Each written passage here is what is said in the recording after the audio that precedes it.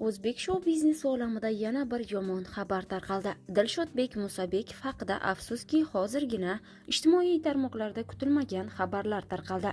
Hurmatli tomoshabin, videoroliklarimiz ostida bir dona like hamda podpisatsiya tugmachasini bosib qo'yishni yodingizdan chiqarmang.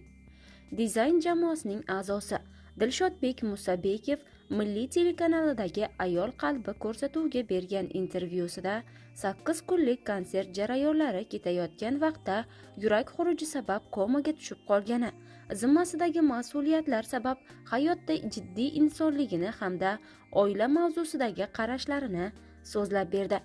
2023-yilgi konsertda qirol Lyudvig rolini o'ynaganman. O'sha yili konsertning 6-kuni syomka jarayonini o'tkazdik. Ertalab soat 4 da uydan yurak xuruji bilan 16-shahar shifoxonasiga tushganman.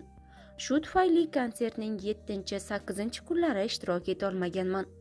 Shok holatida bo'lganligim sababli shifokorlar 2 kundan ortiq yasholsam yashab ketishimni aytgan.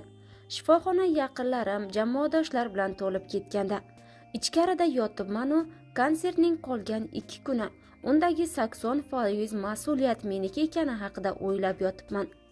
Bir paytlar bir yaqinimizning otasini shifoxonaga olib borganimizda umrini vaqtinchalik uzaytirib turish uchun qilishgan ukollarini eslab, shifokorlarga menga ham shunday ukol qilinglar, 3-4 soat ta'sir qilsa bo'ldi deganman. Shu ukol bilan bo'lsa ham bolnitsadan chiqib konsertni o'tkazib kelsam deb o'ylaganman. Shunda bir shifokor qo'pol bo'lsa ham rost gapni dangal qilib aytganda: "Agar hozir shifoxonadan chiqib ketsang, qaytib kelmaysan bu yerga." Shu gaplarni aytishim shartmi deb, "Sadulla, bo'ldi o'ylamang, biz hammasini o'zimiz amallaymiz. O'rningizdan odam topib tayyorladik. Shuni aytish uchun yoningizga keldim. Ruxsat bersangiz yana bir repetitsiya qilib, konsertni boshlayveramiz" dedi. Shu bilan men shifoxonada qoldim. Ular o'zlari qolgan 2 kunlik konsertni amallashdi. Muxlislardan sahna bilan hayotni almashtirib yubormasliklarini iltimos qilardim. Hayotda yaxshigina jiddiy insonman, chunki anchayin jiddiy mas'uliyatlarim bor. Oila boshi, hozirgi kunda bobo, turmush o'rtoq, ota, bosh farzandman. Otam olamdan o'tganlar. Ulardan keyin oilaning katta ustuniman. Sahnada kimnidir obrazini yarataman, rolim ijro etaman. Ko'pchilik bilan birga o'tirganingizda ularni kuldirib o'tirishingizni xohlashadi. Bizning ham oddiy odamlardan ortiq joyimiz yo'q. Ularga o'xshab ishimiz, tashvishlarimiz bor. Ortiq joyimiz 1 metr sahnadan turib ularga gapira olishimiz. Lekin bu ham sahnadagi ishimiz, deydi aktyor. Bir o'g'il, 2 qizning otasiman. Bir kelinim, bir kuyovim, 2 nafar nabiram bor. O'g'lim aeroportda 3-kategoriyasida agent bo'lib ishlaydi. Katta qizim liboslar dizayneri, 2 nafar farzandning onasi. Hozirda uy bekasi. Kelinim ham liboslar bo'yicha dizayner. Hoji onam va bitta ukam bor. Shu vaqtga qadar oilamni hech qayerda ko'rsatmaganman. Oila mavzusida gap ketar ekan, bir narsaga qarshiman. Qiz uzatgan tomon doim pastda turishi kerak deyshadi. Aslida o'g'il o'stirgan odam bir pog'ona pastda bo'lishi kerak. O'zim ham kelin qilganman, lekin men bir pog'ona past bo'lishim kerak.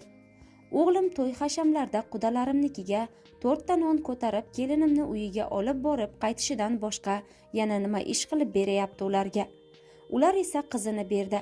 Kelin erining uyida osh-ovqatini qilsa, kirlarini yuvsa, uylarini toza tutsa, hammaning ko'nglini olib shirin gapirsa, erining hurmati uchun o'zidan kichiklarni ham sizlasa, yana qiz taraf bir pog'ona pastda turishi kerakmi?